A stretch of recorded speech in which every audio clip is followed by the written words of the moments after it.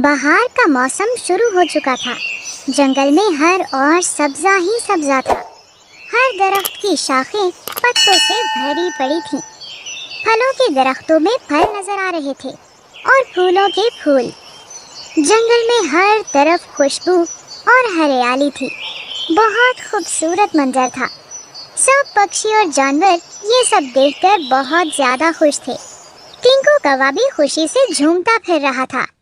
टिंकू कौवा, ला ला ला ला ला, बहार आई, हर शाख मुस्कुराई, बहार आई। और मीनू चिड़िया उसे देखकर मुस्कुरा रही थी। मीनू चिड़िया, अरे वाह टिंकू भैया, आप तो बहुत खुश नजर आ रहे हैं। लगता है बहार के आने पर आपको बहुत ज्यादा खुशी है। टिंकू कौवा, अरे हाँ हाँ, मैं बहुत खुश हूँ।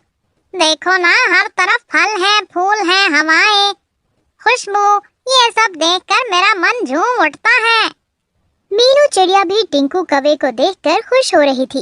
वो दोनों इसी तरह बातें करते हुए गुजर रहे थे कि उनकी नजर भोलू कबूतर पर पड़ी। वो खामोश बैठा किसी गहरी सोच में मगन था। मीनू चिड़िया, अरे भोलू कबूतर को क्या हो गया है? ये ऐसे चुपचाप क्यों बैठा है? टिंकू कौवा, हाँ, ये तो इस तरह नहीं बैठता, कहीं कोई परेशानी तो नहीं? मीनू चिड़िया, चलो चलो पता करते हैं। टिंकू कौवा, हाँ हाँ, चलो पूछते हैं इससे, क्या बात है? दोनों उड़ते हुए भोलू कबूतर के पास आए और उसे पुकारा। मीनू चिड़िया, क्या हुआ भोले कबूतर भाई, आप इस तरह क्यों बैठे हैं? टिंकू कौवा, अरे हाँ, बताओ क्या बात है भोलू कबूतर, तुम तो कभी ऐसे नहीं बैठते। भोलू कबूतर, मैं जंगल के हालात की वजह से बहुत ज्यादा चिंतित हूँ। टिंकू कौवा, अरे जंगल के हालात, क्या हुआ जंगल के हालात को? मीनू चिड़िया, हाँ भोले भाई, आप हमें बताइए, आप क्यों परेशान हैं? भोलू कबूतर, जंगल में भिखारियों की तादाद बढ़ती ही जा रही है। टिंकू कौवा, तो तुम इस वजह से परेशान हो, ये भी कोई वजह है परेशानी की? अगर भिखारी हैं तो क्या हुआ, हमारे जंगल में फल भी तो कितने सारे हैं, कोई भी भिखारी आता है तो हमें उसकी मदद कर देनी चाहिए। मीनू चिड़िया, हाँ भोले भैया, हमारे जंगल में सब बहुत रहमदिल है, एक दूसरे की बहुत मदद करते हैं। भोलू कबूतर, ये बात नहीं है। टिंकू कौवा, अरे फिर क्या बात है, तुम बताओ तो पता लगे ना। भोलू कबूतर, अगर किसी को मदद की जरूरत हो और फिर उसकी मदद की जाए तो कोई बुरी बात नहीं, लेकिन हमारे जंगल में कुछ ऐसे भिखारी जानवर और पक्षी हैं जो कि बाहर से आए हैं और जो बिल्कुल भी मदद के हकदार नहीं है, बल्कि बिल्कुल स्वस्थ है। मीनू चिड़िया, अरे ये तो बिल्कुल ठीक बात नहीं है, जब हमारे अंदर शक्ति है तो हमें मेहनत करके कमाना चाहिए, भीख तो बिल्कुल नहीं मांगनी चाहिए। भोलू कबूतर, हाँ बिल्कुल ठीक कह रही हो मीनू चिड़िया, लेकिन ऐसा हो नहीं पा रहा, बल्कि उन भिखारियों की देखा देखी जंगल के भी कुछ पक्षी और जानवर भीख मांगने लगे हैं। टिंकू कौवा, अरे इस तरह तो वो सब मेहनत करना छोड़ ही देंगे। भोलू कबूतर, इसी बात की तो मुझे चिंता है। टिंकू कौवा, तो हमें क्या करना चाहिए, इस समस्या का कोई हल तो निकालना है ना? भोलू कबूतर, हम क्या कर सकते हैं? मीनू चिड़िया, हम कर सकते हैं, हमें करना है। कोई भी ऐसा भिखारी जो देखने में बिल्कुल स्वस्थ हो और जिसकी कोई मजबूरी नहीं, हमें उसे किसी भी तरह से भीख नहीं देनी है। टिंकू कौवा, अच्छा, और इससे क्या होगा मीनू चिड़िया? मीनू चिड़िया, जब सब मिलकर ये काम करेंगे और किसी को भी भीख नहीं मिलेगी तो वो भीख मांगना छोड़ देंगे। भोलू कबूतर, और वो पक्षी और जानवर जो हमारे अपने जंगल के हैं वो भीख मांग रहे हैं, अब हम उनका क्या करें?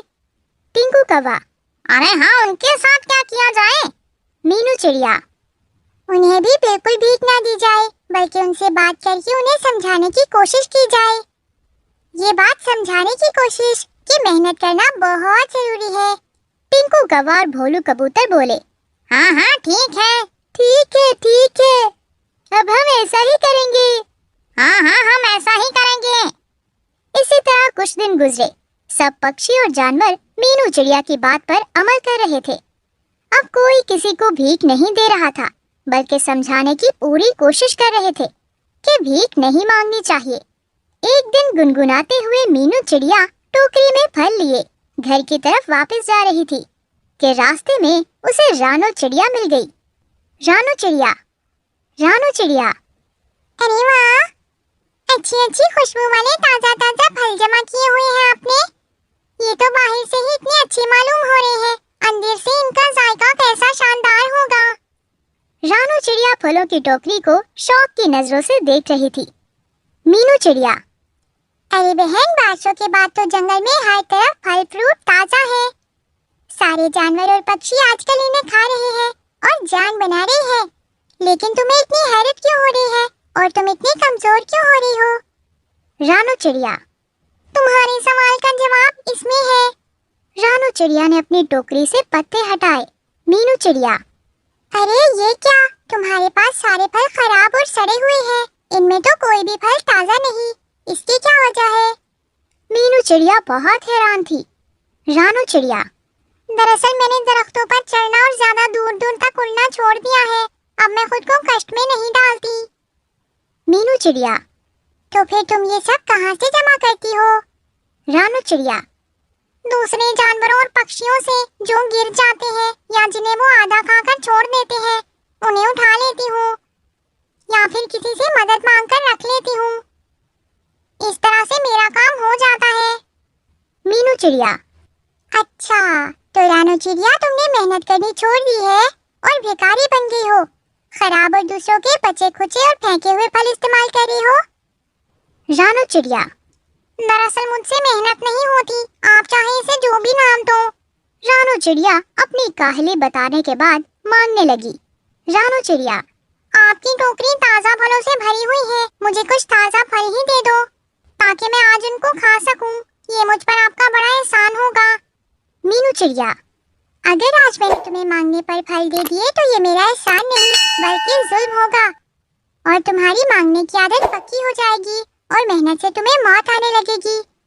तुम्हें चाहिए मेहनत करो और दूसरों से मांगना छोड़ दो।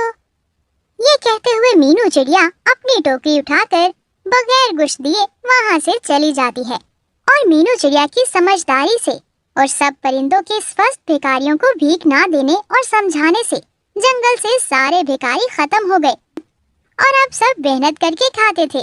और अब भोलू कबूतर भी बहुत खुश था क्योंकि अब जंगल के हालात बिल्कुल पहले जैसे ठीक ठाक हो चुके थे।